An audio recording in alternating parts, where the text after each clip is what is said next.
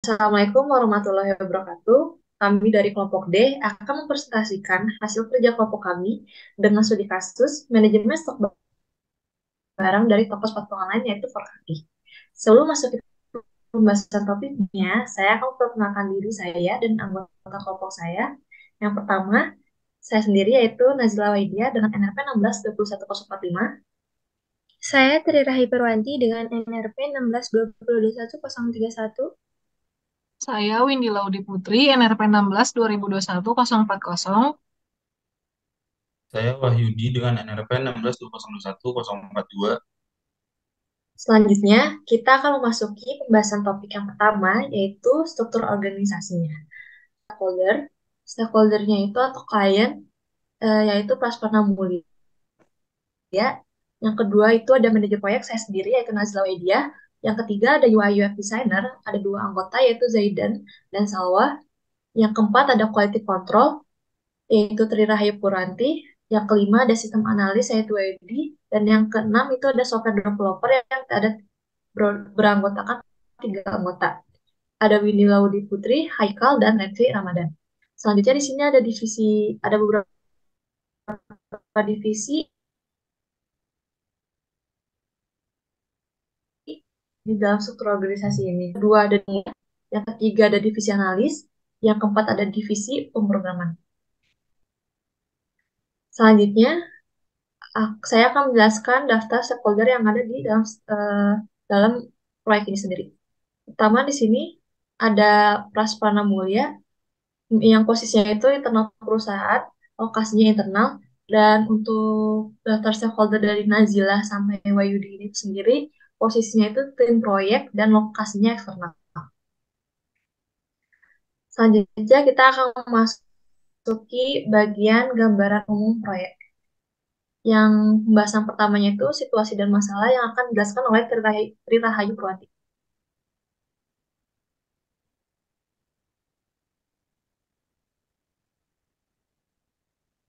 Di sini ada situasi dan masalah. Parkyaki merupakan perusahaan yang bergerak di bidang penjualan sepatu. Saat ini perusahaan sedang kesulitan dalam mengalokasikan modal secara efektif dikarenakan pengelolaan stok barang yang hanya dilakukan oleh dua orang dan masih menggunakan cara manual, yaitu menggunakan tulis tangan dan Excel untuk mengelola stoknya. Lalu, di sini ada opsi atau rekomendasi yang kita berikan adalah membuat sebuah software atau aplikasi sistem pengelolaan stok barang. Opsi tersebut diberikan agar perusahaan tidak lagi mengelola stok mereka secara manual, dan mereka dapat mengalokasikan modal mereka sesuai dengan barang yang ready stock, pre-order, dan produk brand sendiri. Selanjutnya.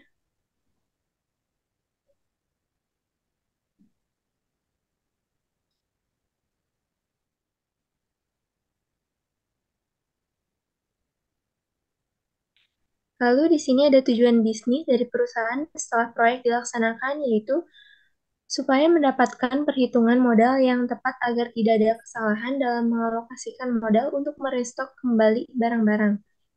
Lalu ada tujuan proyek, dapat membantu stakeholder dalam memanajemen stok barang agar dapat mengalokasikan modal kembali secara efektif dengan membuat sebuah sistem yang efisien dan efektif dalam mengelola persediaan barang yang dimiliki oleh perusahaan. Selanjutnya. Di sini ada ruang lingkup. Yang pertama ada manajemen stok barang, yaitu membuat sistem yang memungkinkan pengguna untuk memasukkan, mengupdate, dan mengelola data stok barang. Lalu ada manajemen modal. Ini untuk mengembangkan fitur yang memungkinkan pengguna untuk mencatat dan melacak modal yang tersedia. Lalu ada penjualan. Ini untuk mengelola inventarisasi stok barang saat penjualan.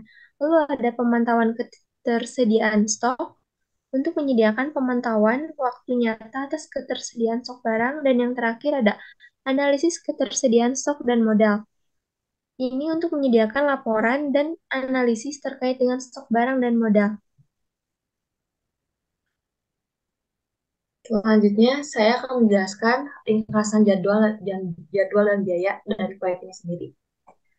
Dalam proyek ini, kami memiliki 6 aktivitas utama yang perlu diselesaikan untuk mencapai tujuan akhir kami.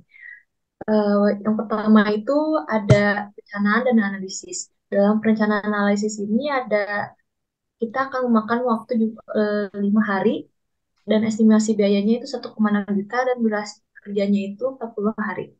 Dalam perencanaan dan analisis ini, tim kami akan melakukan perencanaan dan analisis mendalam terkait proyek yang akan dilaksanakan. Kami akan mengidentifikasi kebutuhan dan tujuan proyek, serta merumuskan strategi dan langkah-langkah yang diperlukan untuk mencapai kesuksesan proyek. Yang kedua, ada desain pengembangan yang makan jumlah harinya itu 43 hari, estimasi biaya itu 12,6 juta, dan durasi jam kerjanya itu 344. Dan di sini di dalam desain dan pengembangan ini, tim kami akan fokus pada desain dan pengembangan solusi yang diinginkan. Kami akan membuat desain sistem yang komprehensif dan mengimplementasikannya sesuai dengan kebutuhan proyek. Selanjutnya ada di pengujian yang makan waktunya itu jumlah harinya ada 8 hari, estimasi biayanya itu ada 2,6 juta, dan durasi jam kerjanya itu ada 64. Dalam pengujian ini, tim kami akan melakukan pengujian menyeluruh terhadap solusi yang telah dikembangkan. Kami akan mengidentifikasi dan memperbaiki bug atau masalah potensial yang mungkin muncul. Pengujian yang cermat akan memastikan bahwa solusi yang dihasilkan bekerja secara optimal dan dengan sesuai harapan. Yang keempat itu ada peluncuran. Di peluncuran ini, maka ada jumlah harinya itu ada 1 hari, estimasi biaya itu ada 1 juta, dan durasi jam kerjanya itu 8.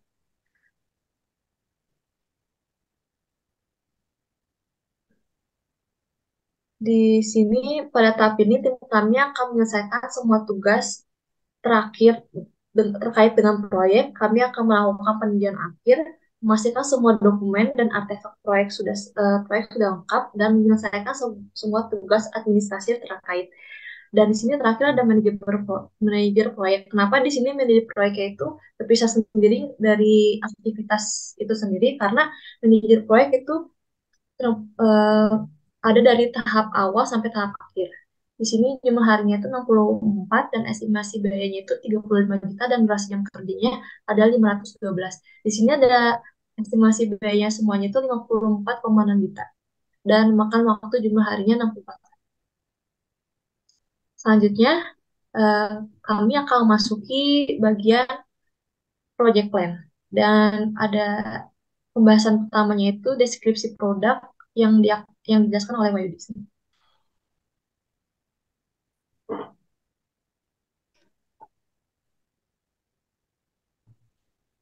Deskripsi produknya itu sistem pengelolaan stok barang adalah sebuah aplikasi berbasis komputer yang dirancang untuk membantu organisasi mengelola persediaan barang mereka dengan lebih efisien. Aplikasi ini akan memiliki antarmuka pengguna yang intuitif dan fitur-fitur yang dapat membantu dalam memantau stok barang, mengatur pemesanan, melakukan pengecekan ketersediaan barang, dan menghasilkan laporan stok. Aplikasi ini memiliki fitur pengelolaan dan perhitungan modal untuk stok barang untuk barang yang ready, stok pre-order, dan barang yang akan datang. Selanjutnya, untuk rencana pengadaan proyek akan dijelaskan oleh Windy Laudi Putri. Untuk rencana pengadaan proyek, kita terdapat dua pilihan, yaitu pilihan pertama ada make dan pilihan kedua ada buy. Untuk pilihan pertama terdapat beberapa biaya seperti biaya bahan baku, biaya tenaga kerja, dan biaya overhead. Untuk biaya bahan baku itu merujuk pada biaya yang terkait dengan perangkat lunak atau software dan perangkat keras atau hardware yang digunakan dalam pengembangan sistem atau aplikasi. Untuk biayanya sekitar 10 juta rupiah. Yang kedua ada biaya tenaga kerja, itu merujuk pada biaya yang terkait dengan upah atau kompensasi yang diberikan kepada tim pengembang, analis, desainer, atau profesional IT lainnya yang terlibat dalam proyek. Ini mencakup gaji, tunjangan, insentif, atau biaya konsultan lainnya, seperti pengembangan, pengujian, atau implementasi sistem atau aplikasi. Untuk biayanya sekitar 34.764.000 rupiah. Kemudian ada biaya overhead, Itu meliputi biaya yang tidak dapat langsung didistribusikan secara spesifik ke bahan baku atau tenaga kerja. Ini mencakup biaya administrasi, biaya infrastruktur IT seperti pemeliharaan jaringan, peralatan komunikasi, biaya layanan cloud atau hosting server dan database, dan biaya operasional lainnya yang terkait dengan menjalankan proyek IT ini. Untuk biayanya sekitar 3 juta rupiah. Kemudian biaya total keseluruhannya sekitar 47.764.000 rupiah. Untuk pilihan kedua ada buy. Pilihan kedua ini adalah biaya pembelian dari pihak ketiga atau perusahaan. Untuk untuk pilihan kedua ini mencakup biaya tenaga kerja, biaya pemeliharaan, biaya alat pengembang, dan biaya infrastruktur teknis. Untuk totalnya sekitar 70 juta rupiah. Kemudian untuk selisih dari kedua pilihan tersebut adalah 22.236.000 rupiah. Berdasarkan perhitungan biaya, terdapat selisih biaya negatif sebesar 14.536.000 rupiah. Ini menunjukkan bahwa pilihan satu memiliki biaya lebih rendah dibandingkan pilihan dua. Oleh karena itu, rekomendasi yang diusulkan adalah untuk memilih opsi pilihan satu, yaitu melakukan make atau membuat untuk memperoleh sumber daya proyek sistem pengelolaan stok barang. Hal ini akan membantu mengurangi biaya proyek dan meningkatkan efisiensi pengelolaan stok barang. Selanjutnya, untuk asumsi dan kendala akan dijelaskan oleh Wahyudi. Nah, untuk asumsi proyek ini itu adalah proyek ini tidak akan berubah ruang lingkupnya, sumber daya yang teridentifikasi akan tersedia berdasarkan permintaan, pendanaan yang disetujui akan tersedia berdasarkan permintaan, tim proyek akan memiliki keterampilan dan pengalaman yang diperlukan untuk menyelesaikan proyek, tim proyek akan dapat bekerja sama secara efektif, dan tim proyek akan dapat memenuhi semua tenggat waktu, dan juga tim proyek akan dapat tetap sesuai anggarannya. Untuk kendala juga akan dijelaskan oleh Wahyudi. Untuk kendala dari proyek ini yaitu proyek harus beroperasi dalam alokasi dana dan sumber daya yang disetujui. Tim proyek harus mengirimkan perangkat lunak tanpa memerlukan perangkat keras tambahan. Staf harus menyelesaikan proyek dalam jam kerja yang normal. Proyek harus selesai dengan tepat waktu. Proyek harus memenuhi semua persyaratan dan juga proyek harus berkualitas tinggi. Kesimpulan dari presentasi ini, kami telah menjelaskan 6 aktivitas utama yang terkait dengan proyek ini, yaitu perencanaan dan analisis, kedua desain dan pengembangan, ketiga pengujian, keempat peluncuran, penyelesaian, serta peran manajer proyek. Setiap aktivitas memiliki jumlah hari, estimasi biaya, dan durasi jam kerja yang telah kami sampaikan. Kami berharap bahwa presentasi ini memberikan pemahaman yang lebih baik tentang proses dan aspek yang terlibat dalam proyek ini. Kami juga berharap bahwa informasi yang telah kami bagikan dapat diterapkan dalam konteks proyek atau situasi serupa di masa depan. Sekian dan terima kasih. Kami dari kelompok D. Wassalamualaikum warahmatullahi wabarakatuh.